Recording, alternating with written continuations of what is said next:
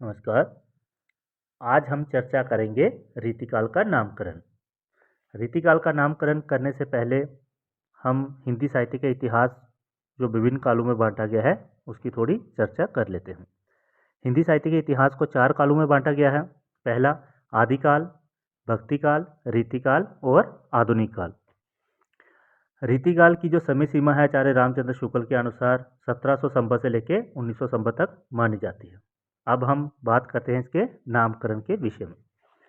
हिंदी साहित्य का इतिहास विभिन्न कालों में बांटा गया है, जिनमें से रीतिकाल एक अत्यंत महत्वपूर्ण और विशिष्ट स्थान रखता है। रीतिकाल की समय सीमा आचार्य रामचंद्र शुक्ल के अनुसार 1700 संवत से लेकर 1900 संवत तक मानी जाती है। यह वह समय था जब कविता का केंद्र कला, सौंदर्य, अलंकारिकता, श्रृंगार और काव्य रीति बन गया था। कवियों ने मानव भावना की बजाय श्रृंगारिक वर्णन, नायिका वेद, छंद सौंदर्य और शब्द चमत्कार को प्रमुखता दी। इन्हीं प्रवृत्तियों के आधार पर विद्वानों ने इस काल के लिए अलग अलग नाम प्रस्तावित किए, जैसे रीतिकाल, अलंकृत काल, श्रृंगार काल, रीति काव्य आदि। इसलिए रीतिकाल का नामकरण हिंदी आलोचना में एक महत्वपूर्ण विषय माना जाता है। अब हम बात करते हैं जैसे अलग अलग विद्वानों ने या आचार्यों ने अलग अलग नाम दिए। अब रीतिकाल जो नाम है जो माना जाता है वह आचार्य रामचंद्र शुक्ल द्वारा जो दिया गया है उसी को माना जाता है। अब ये नाम किस विषय पर दिया गया, किस किस बात को लेकर दिया गया, उसकी चर्चा हम आगे करते हैं। आचार्य रामचंद्र शुक्ल ने इस काल को रीतिकाल कहा। उनके अनुसार इस समय कविता में रीति जो काव्य शास्त्रीय नियम, अलंकार, रस और नायिका वेद की प्रधानता थी। इसलिए इस काल का उचित नाम रीतिकाल है, क्योंकि ये रीति प्रधान काव्य का युग था। दूसरी चर्चा हम करते हैं अलंकृत काल। अलंकृत काल किसके द्वारा दिया गया? मिश्र बंधु के द्वारा। मिश्र बंधु ने इस काल को अलंकृत काल कहा है। उन्होंने माना कि इस युग का मुख्य आकर्षण अलंकार प्रधान शैली, शब्द सौंदर्य और चमत्कारिक भाषा थी। इसी कारण मिश्र बंधु ने रीतिकाल को अलंकृत काल के नाम से अभिहित किया। तीसरी चर्चा हम करते हैं श्रृंगार काल की। अब श्रृंगार काल जो है वो आचार्य विश्वनाथ प्रसाद मिश्र द्वारा दिया गया। इनको डॉक्टर विश्वनाथ प्रसाद मिश्र भी कहा जाता है। अब इन्होंने श्रृंगार काल जो नाम दिया किस वजह से दिया उसकी चर्चा हम करते हैं।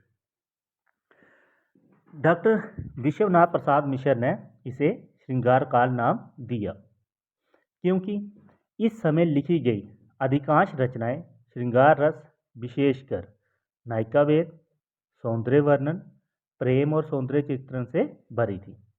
इस युग की एक बड़ी प्रवृत्ति श्रृंगार की थी, इसलिए इस काल को श्रृंगार काल के नाम से पुकारा जाना चाहिए, यह उनका मानना था। श्रृंगार काल की आलोचना करने पर यही सिद्ध होता है कि ये नाम भी उपयुक्त नहीं है। अब हम आगे बात करते हैं कलाकाल। कलाकाल नाम डॉक्टर रमाशंकर शुक्ल साल ने दिया।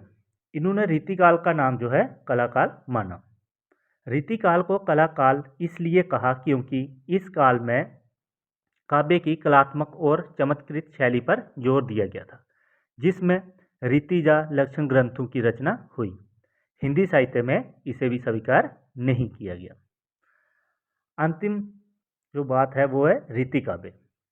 इसको डॉक्टर जॉर्ज ग्रेसन, जिन्होंने प्रथम इतिहास जिनका माना जाता है, उन्होंने भी प्रयास किया। उन्होंने इस काल को रीति काव्य कहा क्योंकि इस समय काव्य नियमों, गुण, अलंकारों और काव्य शास्त्र पर सबसे अधिक जोर रहा, परंतु काव्य की प्रवृत्तियों को देखते हुए रीतिकाल नाम सबसे सही और सबसे अधिक प्रचलित माना गया। अब इसका निष्कर्ष कर लेते हैं। अतः ये स्पष्ट है कि रीतिकाल के नामकरण में कई विद्वानों ने अपने अपने दृष्टिकोण से नाम दिए, परंतु काव्य की दृष्टि से देखा जाए, वास्तविक प्रवृत्तियां अलंकार, प्रेम, श्रृंगारिकता, नायिका भेद तथा काव्य रीति को देखते हुए रीतिकाल नाम सर्वाधिक सार्थक और व्यापक रूप से स्वीकार किया गया। आज हिंदी साहित्य के लगभग सभी विद्वान, आलोचक तथा साहित्य के इतिहास लेखक ये स्वीकार करते हैं कि इस काल का नाम रीतिकाल ही उचित है, क्योंकि उसमें